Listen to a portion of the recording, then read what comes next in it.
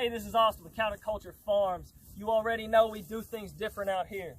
So what we're talking about today, pasture management. What I got right here is the notorious pink thistle. Here in East Texas, man, it takes over. So everyone wants to spray it, right? That's the only way to get rid of it. It's the only way to beat it. We got to think. Use your brains, all right? The only way to get rid of it is to do something that's been around for less than 100 years. Spray, poisons, herbicides, pesticides, all that. Less than 100 years. And that's the only answer? Come on now. People have been raising crops, raising animals for a really long time. Their answer wasn't always poison. So here we go. All right. What about the pink thistle? This guy right here, deep down in the soil, has a taproot that grows down, all right? It's going to go down, soil line right here, okay? I don't know exactly how deep it's going to go, like several feet though.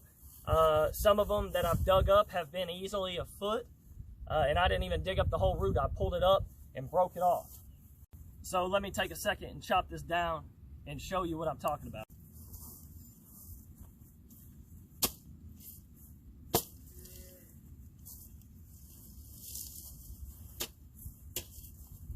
So why don't we have oxygen in the soil? Why do we need to aerate the soil?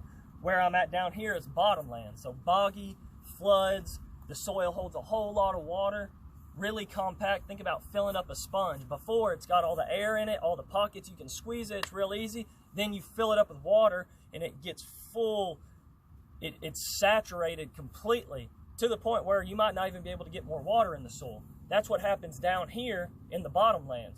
Well, I hadn't had a whole bunch of management with bottomlands before that flood so bad, but what I do have, a whole lot of experience with heavily compacted soils. That's where this loves to grow. This thistle, it used to take over my grandpa's old pasture. It was deep red clay, heavily compacted. Probably been tilled before, and it, underneath the soil, compacted even more. The hard pan, that's the word I'm looking for. But what we had done, my grandpa, he had just left all the cows on there. So tons and tons of cows on there, too much for the land, and he never pulled them off. It kept compacting. Well, there's been different research, there's been different studies. Some of it just takes 2 years. If you just get the cows off by themselves, nothing else, the land will uncompact itself with the plants, fungi, bacteria, everything working in the soil together. And that's the huge plus about having this thistle in your pasture. So what is it doing? It's not in areas that are already aerated, that are healthy soils, that have plenty of oxygen in there, plenty of air pockets, okay? That's not where the thistle likes to grow. It likes to grow right here, heavily compacted soil, and then it likes to do its thing. It likes to shoot this entire stalk, likes to shoot its root deep down into the ground, perennial. Think of like a tree, right? It puts its roots down deep. It kind of takes a rest period throughout the whole winter, but it keeps coming back year after year, the same plant. Annual, plant grows up, seeds get put out, flowers, then seeds, plant dies. The seeds are how the plant lives on from generation to generation. So different ways in the plant world how they actually pass on their genetics, pass on their generations, right? Like they want to go further just like we do. They want their kids to thrive. That's how they live on. It's all set up around that. So anyways, back to the thistle. Last thing, all right? So this thistle is amazing. It lives with a bacteria in symbiosis. That's how they thrive together, okay? There's a bacteria that lives among the roots on this plant, and it does not live in areas with a lot of oxygen, aerated soils, right? And we talked about this only wanting to grow in compacted areas. So I see this growing in my fields that are compacted. I'm going, what the heck? How do I beat this thing without spraying it? That's the only thing I can do. It's fixing the soil for me. Weeds are fixing the soil for me. We call a weed a plant that we don't want to grow in a certain spot. We want something else growing here. So we call that thing plant X, weed. Nature just wants the soil covered. That's it. Soil wants to be covered, so it's going to put up whatever it can. There's tons of seeds in the soil, right? Thousands upon thousands of millions and trillions. Okay? They're waiting for the right opportunity. When man is screwing up and not, let's just say, mismanaging the land, caring for it in a way that the land is degrading, nature will still put up plants to cover the soil, but those plants tell us where we are struggling, where we're going wrong. The thistle's telling us, you're compacting the soil. It's too boggy. It's too compact. There's no oxygen. There's no aeration. So instead of you bringing a till in to stir up all the soil, which it does not really want, it wants to stay together. It wants its community to thrive. Okay? When this root gets shoved down deep down there, it doesn't destroy it all. It brings in new life as it aerates the compact soil. So it was all hard. There was no life, right? There was very little. This one plant comes in and we say, that's a freaking weed out there. That thing's trash, right? That weed will fix your soils if you let it. You just let it grow up like we did. Then you cut it at the base and cut the top off.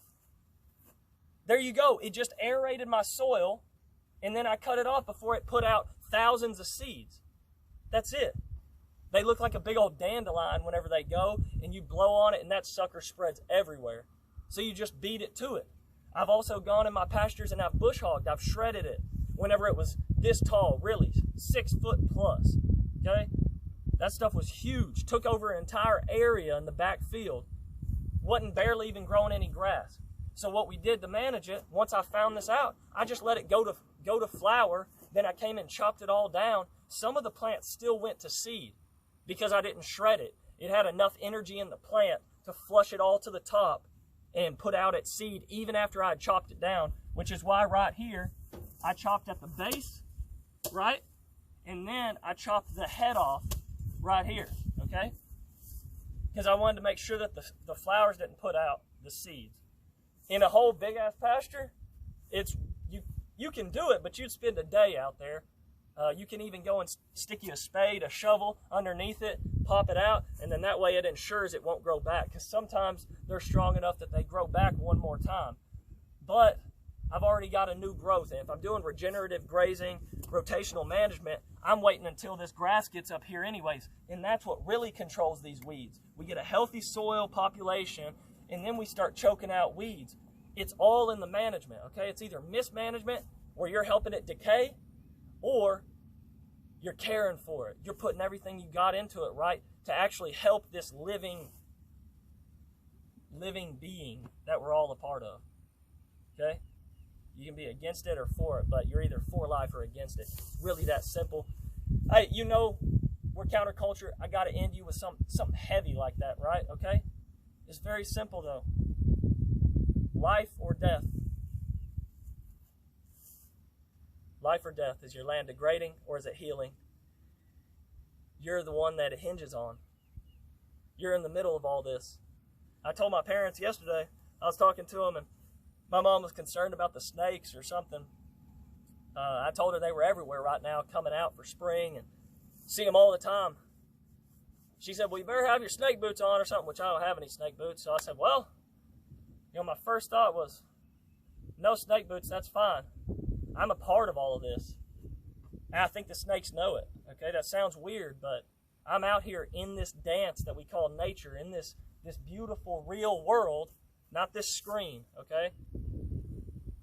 And I said, you know what? I think that the snakes know that I'm part of all this, okay? The cows know, the trees know, the plants know. Everything knows that you're either putting stress on it or you're helping it thrive. Like, subscribe, hit the notifications. Counterculture everything. I really want to know what y'all are wanting to see. If you want to know more about the plants, the animals, whatever, leave comments in the bottom. Let me know. See you next time.